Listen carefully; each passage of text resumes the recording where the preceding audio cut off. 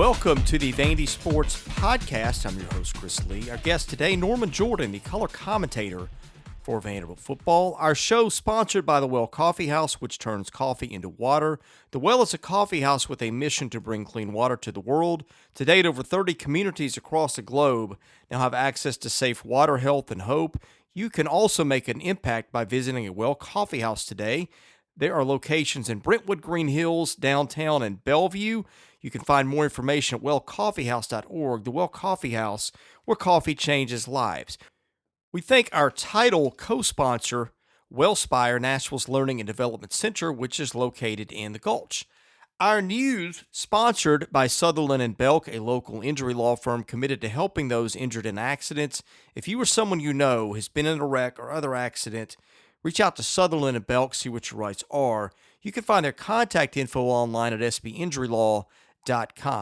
Well, the Jerry Stackhouse era begins on Wednesday night. Vanderbilt plays Southeast Missouri State. Tip-off time, 7:30 Central at Memorial Gym on Wednesday evening. Our guest line, presented by Boll & Branch, started by Vanderbilt graduates Scott and Missy Tannen.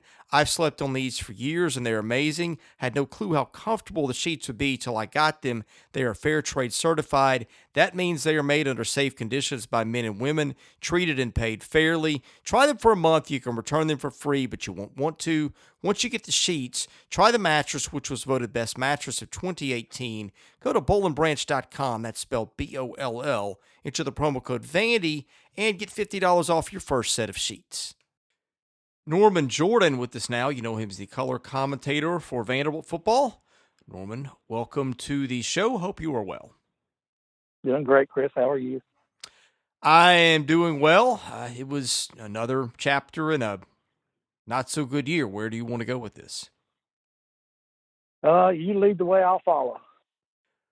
Well, I mean, what happened with the offense? They get that score quickly, and basically they drive to the Carolina 38 the next drive and pass up a chance to convert a 4th and 2, and that was basically the last we heard of the offense all night. So what happened there? Well, yeah, that's probably the only question I can answer for you, and that was because Riley went out. I don't know if you've heard anything about why he went out, but I saw him take a pretty good shot, but I heard it wasn't the ribs, and who knows what. But he threw the last pass, I think it was on 3rd down, and took a pretty good shot to the ribs, but I was told it wasn't the ribs.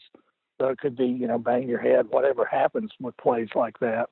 But, once Riley went out, take a look at the stats. I think that was more than half of all the offense they had for the night. Derek Mason at his press conference today said that neither Neal nor Wallace were through concussion protocol and did not expect to have them Saturday. Said it looked like they were going to go with either Deuce Wallace or Alan Walters. Walters has not taken a snap. I have been skeptical that Walters would play, but it sounds like some progress has been made in the last few weeks. Derek praised him at the press conference today. I say today. We're doing this Tuesday night. It won't come out till Wednesday morning probably. But in any case, that apparently is the situation heading into Saturday. Well, the hole gets deeper. You just got to have somebody. Maybe the next guy can step up and really take care of things. You go back to the Missouri game, and I thought Mo came in and did an admirable job, and didn't do anything fantastic, but he did what they asked him to do. And then I thought the first 2 drives that Riley was playing well, and then all of a sudden Deuce is thrown in, and you've really got 3 different game plans when you got those 3 guys. So it's a tough situation to put somebody in. Well, and at least Walters will get the benefit of reps. And from what I understand, he and Wallace are splitting evenly in practice. So at least he will have the benefit of some game reps going into a game, which I think that had maybe something to do with him not playing last time out. But, boy, you look at the Gators, and they've always got defensive linemen. They've always got defensive backs that go to the NFL. And that's a tough ask to come out and play for your first time in Gainesville. Yeah, no, I've seen that movie before. It happened think it was back in 2001 that we had the same situation and just had to throw somebody in there. And it was a long, long day. In fact, they want to see if he's a gamer. That's what you're looking for at this point. Is the guy that can come into the game and make good things happen. You go, where'd that come from? You want to have coaches go, where did that come from? It's the same thing that happened with. I think I've told the story before, but with Whit Taylor, our sophomore year, we lost the number one quarterback. We lost the number two quarterback, and Whit came in and took 4 touchdowns in the second half. So you never know what they're going to do until you see them in action. This is true, and I think at this point, you get to a point where you're just looking for anything different. I think just the fact that the other things are known commodities. I mean, you're just at the weird point of the season where anything that might remotely be different sort of sparks some interest and hope from a fan perspective, I think. Well, I mean, you've certainly got the schematic for that with what happened with Mo. He came in and then played good football and really had a real in the ball game. And so at least you've seen this before, and lightning could strike again. So, but it's a tough situation when you get put in this situation. But you go into the season knowing that people are going to get hurt, and you just hope it's not the key people. And some years it is, and some years it's not. The defense I thought was pretty good for the most part. It gave up, I don't remember the yardage total. I guess it was 440 or whatever it was, but it was, or I guess 420, something along those lines. I'm doing the math because it was 6 yards a play in 80 plays. So I guess that's 480, but 6.0 per play is a pretty good number. I mean, it's not bad. It's not great, but it could have been worse. The defense was on the field a good bit of the night. I don't know. It wasn't the greatest performance, but given how bad they looked earlier in the year and given that they came off a pretty good showing against Missouri, I think it was a step in a better direction at least. Yeah, I mean, it wasn't a return to what it was like UNLV or something like that. The guys were tackling pretty well. I could point out 2 or 3 guys that just had really tremendous games. But, we've talked about this multiple times on the podcast that, it's a team game. I don't care if you got 3 All-Americans on your defense. The other 8, if they're not pulling their weight, it doesn't matter. They're going to go elsewhere. I'm sorry, I got my stats wrong. It was 440 yards and 5.5 yards a play. 5.5 yards per snap is good, but again, when you're running 80 snaps, that's where you run into the problem. And that's what worries me. Back to the offense, and I'll circle back to the defense. They just can't stay on the field, Norman, and you can't win like that. Yeah, I've said this before on the air, and I think on here, that I would love to see them go and start a 2-minute offense and see if they can get their quarterback in a rhythm and, get the offense out there where they're really humming and going. And I'd love to see that. And sometimes that can keep your offense on the field longer than spend a lot of time in the huddle. Yeah, but I mean, it's clear at this point he doesn't believe in that. He's never believed in it. And if you are 1-5 or whatever they were, and you've got the Wolves howling for your job, and they didn't do it against Missouri, I just don't think they'll ever do it. I mean, they didn't do it when Kyle Shermer ran the offense, and they ran it great in practice. I just don't. I mean, I mix on this because I feel like they need it to the point if it gets an offense in rhythm, then that's what they need to do. Now, the byproduct of that is it goes against everything that he wants to do, which is keeping his defense off the field. But another way to keep your defense off the field is to not have your offense in rhythm. Yeah, to keep your offense on the field is a great way to keep your defense off the field. Right. I don't know if I said that well. My quarterback in rhythm. Yeah. If I can get out there and get my quarterback in rhythm, and, frankly, even if you're just standing over the ball pretending to snap it, those defensive linemen are getting worn down because they're having to stay ready for the ball to be snapped. So, they'd be basically doing to the other team what they've been doing to us all year. Yeah, and I mean, I guess it's all just with the punting on the 4th and 7 after they take the delay game penalty, and again, not pressing the clock before halftime. It just always goes back to what he is. He thinks he's going to win with defense. And I mean, to his credit, that side's getting better, but it's not good enough. Yeah, I mean it's been some years, and it's like last year. You got an offense that put up 28 points a game, and you have a decent year, but they certainly had a good offense last year with a seasoned quarterback and what turns out to be one of the, if not the greatest running back ever played at Vanderbilt in the backfield, and two really dangerous receivers. So, you had that last year. You're missing a piece or two this year, but, maybe you can get it back together. I guess where I'm most encouraged is where they were struggling at linebacker and defensive back. They are getting better. I think that B.J. Anderson and Jalen Mahoney continue to give them solid play. Not great play, but these guys are both freshmen. Anderson is a redshirt freshman. Mahoney is a true freshman. I think you take that any time in the league. If you can have a couple of corners that you think are going to help you out the next 3 years, that's a really good starting point. Linebacker Faleti Afamui, I feel, is coming around a little bit. Dimitri Moore is maybe playing a little bit better. Again, these are kind of the things that you fish for when it's 2-6 and it's a bad season. But it is something, and again, when you bring a bunch of guys back next year, which they will do, I think if you're going to look for any hope in the future, it's that you are starting to find perhaps some building blocks on that side of the ball. Oh, I don't think there's any question about that. You're seeing some guys that can play the game, but you still got the situation where you've not seen enough reps to where you can anticipate what's happening, and in particular, the way that they would drag Edwards across the middle on that little pass. I think they did it 5 or 6 times, and he had a career day off of it.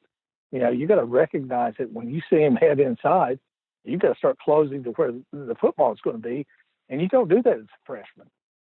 That's not something that you know. It's the game's still too new to you, and I'm speaking as somebody who did special teams for a couple of years with spot play on everything else until as a junior and seniors when I really started getting the reps. So it's really difficult to take a freshman and ask him to play like a senior. Jordan Rodgers just, I don't know that I've ever heard a commentator as critical of a coaching staff as he was on the second half of that game on the offensive side. But he kept making the point, here's South Carolina, it's getting the ball to its best playmaker 14 times, and Vanderbilt can't get the ball to Pinckney once, and I just don't get that. Why can they not get their tight end at least 4 or 5 catches a game? We've talked about that, and I think you really absolutely have to give him something like 8 shots at the football with the possibility or probability of catching 6 of those 8. And the thing that it does, at least in my mind, the way I look at offenses, it makes the linebackers play honestly. I was watching South Carolina's linebackers. They would have 3 and 4 lined up over there, and their first step every single time when we were in offense, every single time, unless it was an obvious pass play, was their first step was forward. They were not looking to get into pass coverage. I'm going to go ahead and get into the mailbag. That is sponsored by Vanderbilt fan and independent insurance agent Josh Minton of Brentwood. You need an insurance agent who wants to know your unique needs and circumstances and will tailor an insurance plan to fit them. Josh is your man. Call him at 615-933-1979. Email him at josh@hqinsurance.com. Follow him on Facebook at facebook.com/JD Minton HQ. He's my agent. Give him a shot. I think you'll be pleased. Mr. Vandy says, what would be the reason they didn't try running the Wildcat since Deuce Wallace was mostly ineffective in the passing game? I'm not the biggest fan of the Wildcat. I'm just not. Even having a tiny threat that you're going to throw the football. When we did run it, and when we have run it all season, you can see the defenses shift up, and when it's an obvious snap back to your running back, they shift up, and it's not 7 men in the box; it's 10 men in the box with one guy hanging back deep. So I'm not the biggest fan of that, but I do get the concept that it lets the running back have enough time to see what's breaking where, and the stadium knows that it's coming back and you're heading into the middle of the line. That's a tough thing to ask. Dorking says on the Revealed series, we see very impassioned speeches from our head coach and often from the players as well. Is this typical college football today? What does it compare to as you experienced in your playing days? My coach was pretty reserved. Coach Mack was pretty laid back, so that doesn't change when he has something to say and he wants to get across. If he barely raised his voice, we're all looking at each other going, "Oh, he means this."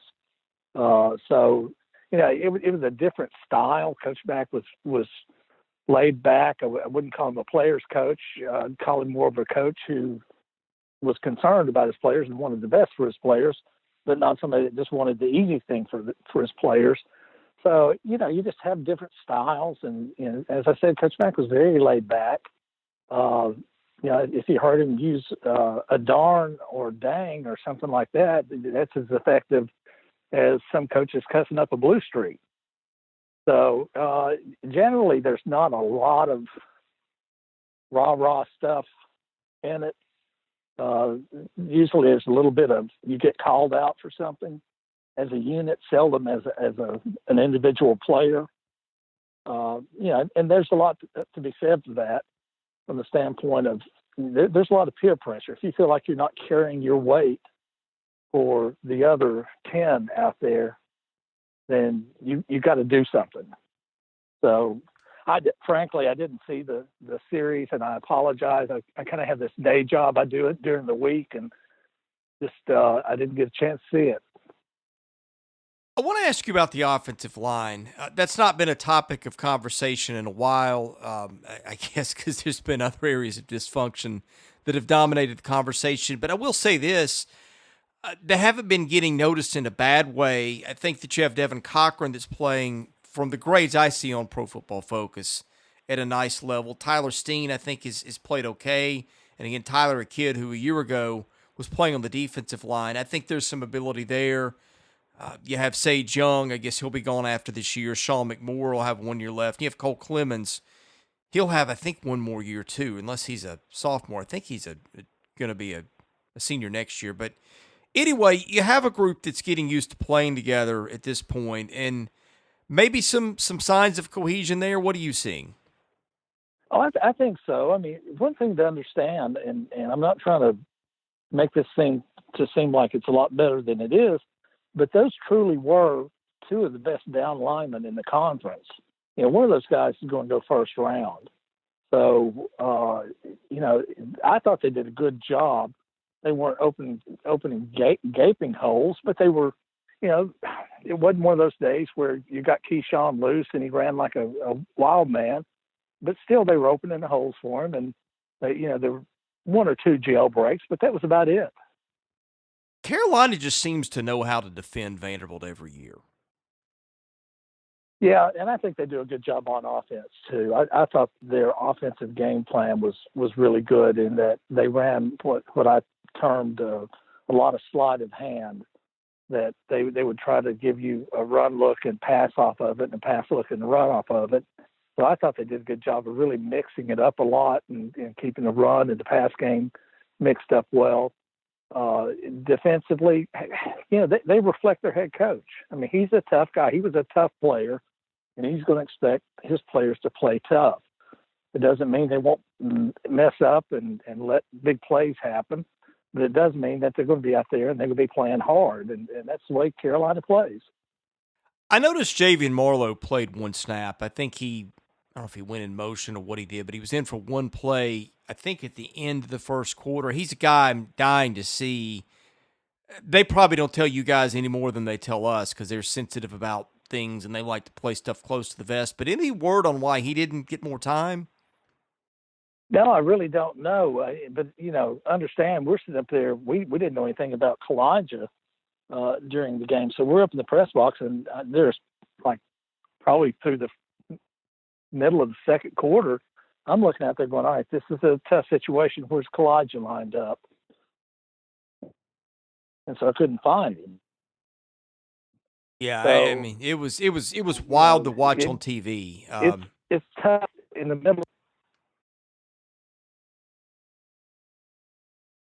Man, I don't blame him for not telling us, because I wouldn't have had anything to say about it anyway. I still don't know, frankly, what went on. So, it was just a little surprising. We knew he's down there, but he never had his helmet with him. Norman, anything else looking back on the game, looking ahead that we didn't get into that you think is worth a mention? I guess I try to put myself on the team and see where I would be mentally. And I think at this point, you take, and this sounds terribly trite, but it is true. You just take it one game at a time and see what kind of matchups you got. And, with any luck at all, or, some good coaching, that they can figure out, here's how we can attack the Florida defense. We see weakness right here, and we're just going to exploit it until they do something to stop it. And here's what we do when they do that to stop it. So that's the one thing I'm kind of looking forward to seeing if they can come up with. But, if you're playing, two quarterbacks down, it's going to be a tough game.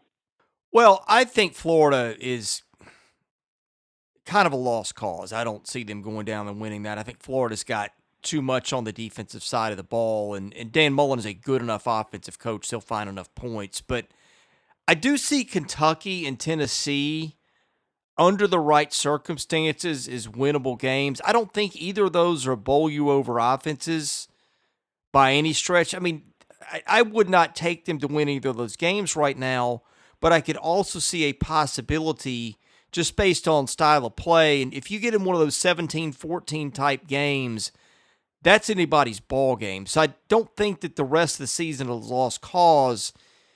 But, I mean, who knows? That's assuming they play this out to the end. I was not impressed with their offensive effort at all on Saturday. But I think there are some winnable games ahead, to your point, if they show up and do some of the right things. No, I think that's an accurate assessment. And I still go back to what I've been saying for 3 or 4 weeks, is I'm going to make my playbook incredibly elementary. And I'm going to do the things that I do well. But still, at the end of the day, when you talk about playing Kentucky and you talk about playing Tennessee, you're talking about matchups. You're talking about, can I take care of that guy in front of me? And that's one of the little-known things that people talk about in football. That first 2 or 3 series, you pretty much make up your mind, all right, I can't take care of him the way I've been taking care of these other guys, so I'm going to do this. And you make adjustments to your game and, see if you can. And sometimes, frankly, you come up against a player that's just, you've got no match for him. I keep thinking about, I've told the story on here about the time I had to seal Bruce Smith off inside. And I'm sitting there, I'd hit him with everything I had, and he still doesn't know I've hit him. So, I mean, nothing was going to happen there. I had nothing, short of getting handcuffs and a pistol, I had nothing I could have done with that guy. Norman, we appreciate you joining us tonight. Thanks for catching up with us. We look forward to catching up with you again after the Florida game. Thanks, Chris.